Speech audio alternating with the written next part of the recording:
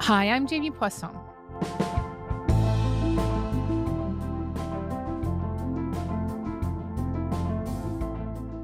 On Saturday night, Iran launched its first ever direct attack into Israel. These are the sirens over Jerusalem and the explosions in the sky there over Israel. Some 300 drones and missiles fired towards Israel. And the idea... Israel says it intercepted some 99% of those drones and missiles, with help from allies including the US, the UK, and Jordan. Shrapnel from one of the few drones that did get through hit a 7-year-old girl from a Bedouin town in southern Israel. As of the time of this recording, she was in hospital in critical condition. Iran's attack follows a major escalation from Israel on April 1st.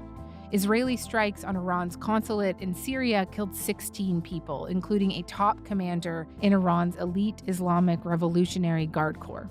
Videos from the Syrian capital show a building right next to the consulate completely destroyed. And you do see as well an Iranian flag. So this could have serious implications, targeting a diplomatic mission which is supposed to be protected under international law. These latest events have ratcheted up a long simmering shadow war between the two powers that now has them facing off directly with each other.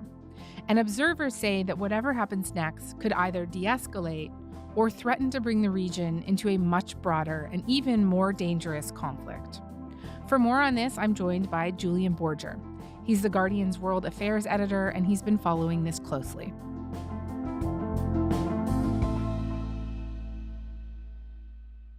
Hi, Julian. It is always great to have you on. Thank you for making the time. Good to be here. So Iran launched more than 300 missiles and drones at Israel on Saturday night. And as I noted in the intro, there is tragically a little girl who is currently in hospital in critical condition. But given the huge scale of the attack, why did it not cause more damage? Because they managed to shoot the incoming missiles and drones out of the sky. The U.S. There's just been a briefing by U.S. administration, military and defense officials, and they are pointing to what they call the spectacular success of Israel's Arrow anti-missile system that knocked down almost all the incoming 100 ballistic missiles were fired, with a bit of help from U.S. warships out to sea. I mean, it's just an extraordinary example of military superiority that Israel demonstrated to the whole world last night. And I think Israel also demonstrated that it has friends, that it's not standing alone, that it's not isolated on the world stage. But they said this is mostly about the extraordinary efficiency of Israel's air defenses. Right. And I just, I want to timestamp this conversation because things are moving so fast. You and I are speaking at around 2:15 Eastern Standard Time. So Iran has been vowing revenge on Israel for the past 2 weeks since this Israeli attack in Syria that destroyed its consulate and killed 16 people. In Iran's capital, there were calls for revenge and a settling of scores with Israel over the military leaders killed earlier this week in Damascus, Syria. We expect our government to put Israel in its place, said a protester. At the time, observers called this a major escalation by Israel. So tell me more about that attack and why it was such a big deal. It was a big deal because where they hit was a building belonging to the Iranian embassy in Syria. So therefore, it was Iranian territory. And this was very much a line that Tehran was insistent on drawing, that this is our territory. You have crossed that line by striking our territory. Therefore, we have the right to strike back directly as you've struck us. Iran's foreign minister called the attack a violation of all international obligations and conventions. He went on to emphasize the need for a serious response by the international community to what he said were criminal actions. From the Iranian point of view, it was a matter of maintaining deterrence that any attack on Iranian territory, whether it be in Iran or in its embassies would be met with a powerful response. Mm-hmm, mm-hmm. And of course, a lot of people are describing the attack on the consulate as like a game changer in what has been a long-standing conflict between Iran and Israel. And to understand why, I think we probably need to understand more about how Israel and Iran normally fight each other. So this is often called a shadow war. So without getting into a whole Middle Eastern history lesson, can you tell me a bit about the shadow war between these two countries? Yeah, absolutely. It's largely carried out through proxies. Iran has partners, proxies, allies around the region. It has a name for it, the Axis of Resistance. United, it says, in its opposition to Israel and the US. Particularly in Lebanon with Hezbollah. Israel and Hezbollah are at war. Villages in southern Lebanon, within 4 kilometers of the border, have become closed military zones. Neighborhoods. But also with Shia militia in Iraq. 3 US soldiers were killed in a drone attack. The location was northeastern Jordan. The target was a US military base called Tower 22. The group claiming responsibility is the Islamic resistance in Iraq. And the Houthi forces in Yemen. Civilian shipping in the Red Sea has become more collateral damage to the war in Gaza. Yemen's Houthi militias captured the Galaxy leader and detained its crew in November, and the attacks have escalated since. They don't always do what Iran tells them to, but they closely coordinate. And on this occasion, the partners all took part to some minor extent to show their solidarity, and they were acting in concert with Iran. Israel, for its part, has frequently not just hit proxy forces, but has hit members of the Islamic Revolutionary Guard Corps, IRGC, who do most of Iran's expeditionary operations abroad. They've hit IRGC officers, senior officers, even over the past few months and over the years. But what was different about this, the killing of General Sahidi in Damascus and 6 other IRGC officers, was that it was on Iranian soil, and Iran decided that it was going to make a point of this. Right. Oh, I'll just note that they also provide money and arms to Hamas, although there is no evidence, according to U.S. intelligence, that Iran had any knowledge of October 7th.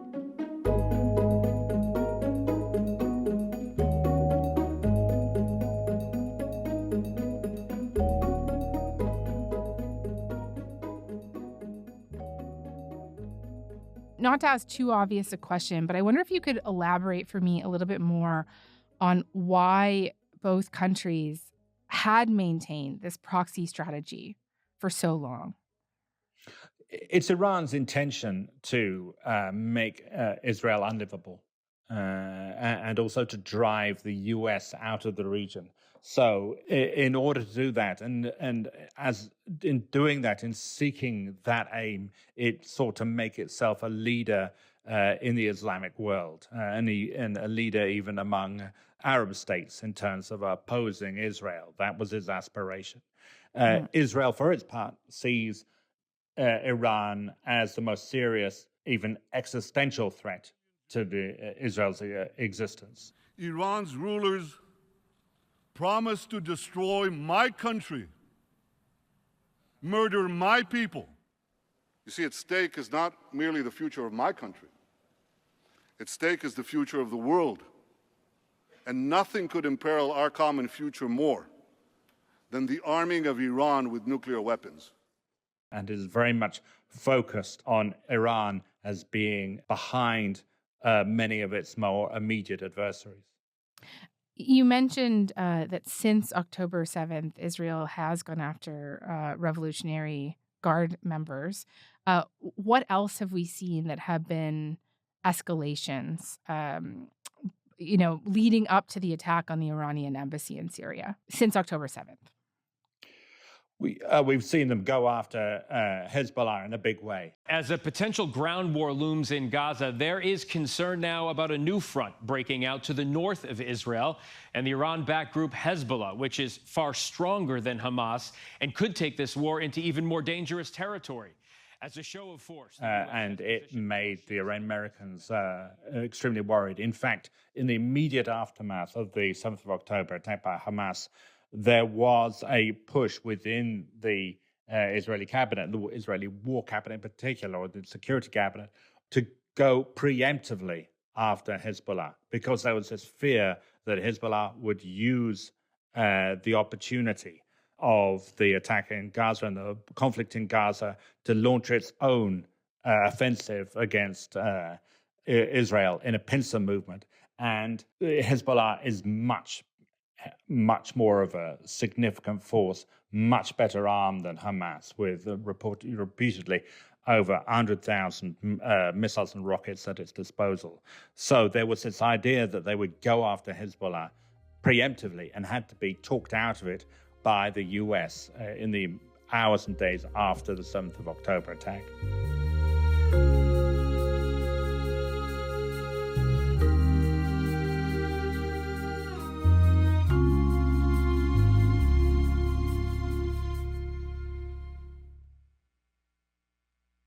It's in this context, right, this highly charged environment, that the Israelis strike the Iranian consulate earlier this month. And Julian, why would they take that unprecedented step of attacking the Iranian consulate in Syria? That is a very good question. And it's a question that the U.S. officials were asking. And because they were notified of it very late in the day, they weren't consulted over it. And they were pretty angry about it, because it did seem to be a reckless action. One explanation is that the IDF, the Israel Defense Forces, are very gung-ho at the moment. They feel they have carte blanche to go after Israel's enemies, and didn't themselves spot the significance of this building where General Sahidi and these other IRGC leaders were. So that is one possibility.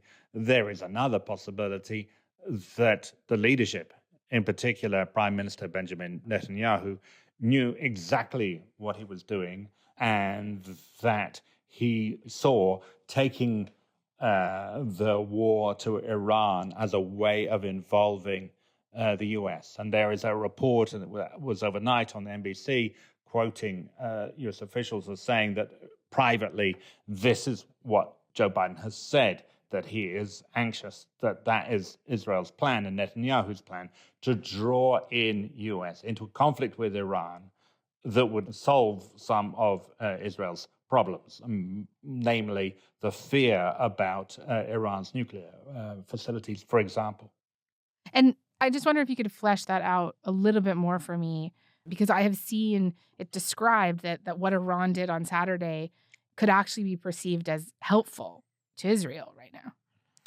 Yeah, on several levels. One was the possibility, of course, that it draws the US into the conflict as much more of a close partner to Israel. But the other benefit to Netanyahu is it distracts attention from what has been going on in Gaza. The narrative on the world stage over the last few months has been increasing horror and outrage at what's been happening in Gaza in terms of the humanitarian situation there, starvation, impending famine.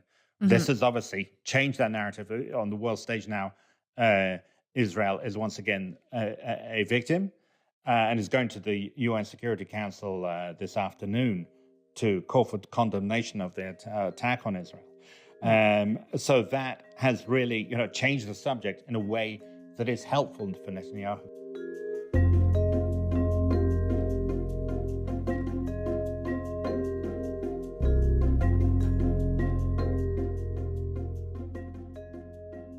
And take me through Iran's calculations here. What do we know about why they responded the way that they did What are they thinking? What calculations could they be making right now?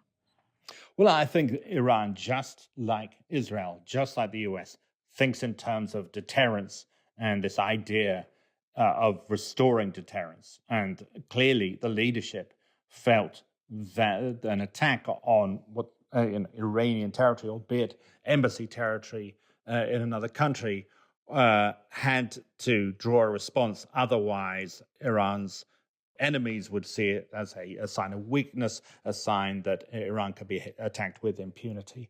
And so I think it was about, in a way, saving face, but in strategic terms, and the way they saw it in terms of restoring deterrence and showing that Iran is a major power in the region and not one to be trifled with. Right.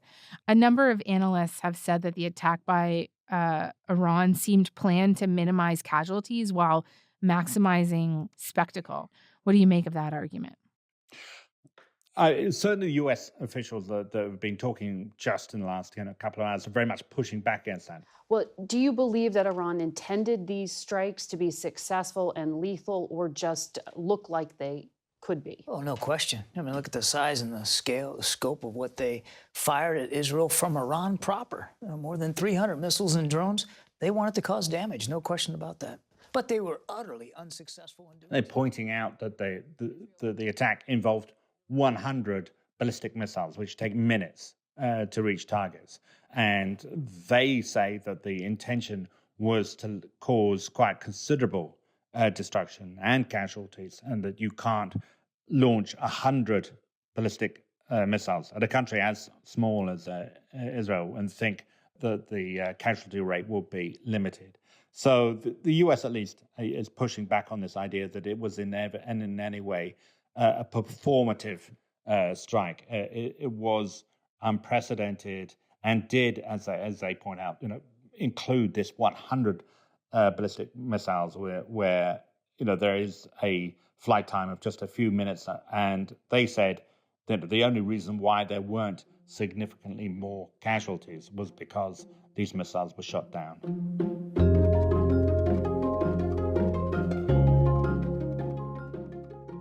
I want to talk with you about what could potentially happen next here. And what is the United States trying to do right now, you think? The United States right now, the Biden administration right now, is seeking to influence the Israeli war cabinet and persuade them not to launch a counteroffensive. Prime Minister Netanyahu spoke to President Biden, who reportedly urged him from the White House to accept that Israel had won, adding that the US would not participate in a counterattack. You have shown your military superiority, the fact that you have friends, not just in the region, but around the world, who are going to come to your defense. That is a win. It's a big win. Take the win. And don't strike back, because then you start losing strategically. That's a message that's gone over to the Israelis. The initial feedback from at least two members of the war cabinet, and there are only three, Yoav Gallant, the defense minister, and Benny Gantz, who's the third member of that war cabinet, minister without portfolio, have both suggested they're looking at ways, sort of long-term responses, building a strategic alliance on the back of the response, of the regional and global response to Iran's attack. War Cabinet Minister Benny Gantz warned that Israel would, quote, exact the price from Iran in a fashion and timing that is right for us. That's the kind of language that has reassured officials here in Washington that an imminent response is not on the way, but they can't be entirely sure because Netanyahu is yet to weigh in. He is under pressure from hawks and right-wingers in his coalition. Talking about that coalition, I did see a member of his Likud party on BBC Sunday Morning, and he did say, quote, this is something that will have a major response. You cannot have an attack like this left untreated. This is one of Netanyahu's close allies. What do you make of that? Do you think it's just noise or? No, I think that was very much the initial response. So the initial responses were very hot, but the U.S. at least is hoping that in the cool light of day, once it's clear that damage, that the casualties of limited and the damage to the Israeli base that was hit was very minimal, that in that cool light of day, that cooler heads will prevail and that they will take a breath. Secondly, the U.S. has made it clear, and Biden made it clear in his call with Netanyahu, that if they did carry out a counter-offensive, the U.S. would not take part. And that makes carrying out any kind of aerial attack on Iran without the power, the might of the U.S. behind you, very difficult and very risky.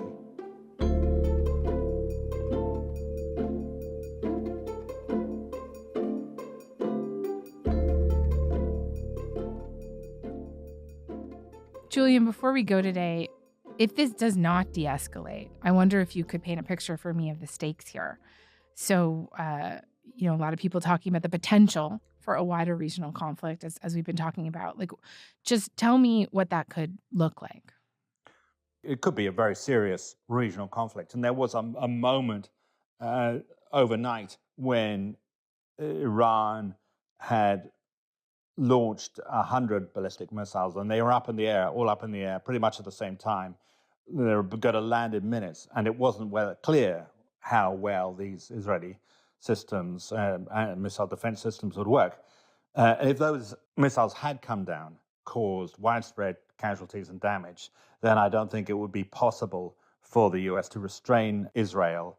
There wouldn't be any question that Israel would have struck back, leading to counter blows from Iran, which Iran's made clear that they would hit back with greater force if there was a response, not just from Iran, but also Iran's partners that we've talked about, Hezbollah, the Houthis, the militias in Iraq.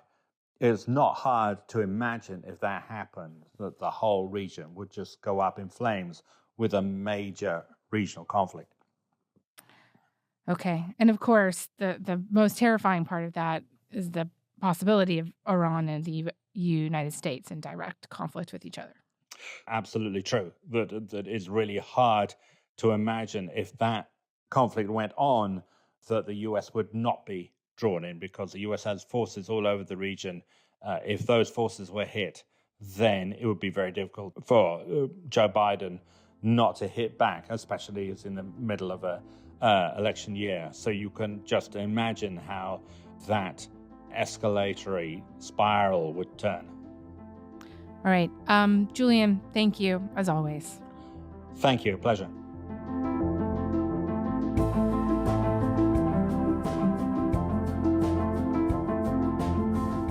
All right, that's all for today. I'm Jamie Poisson. Thanks so much for listening, and we'll talk to you tomorrow.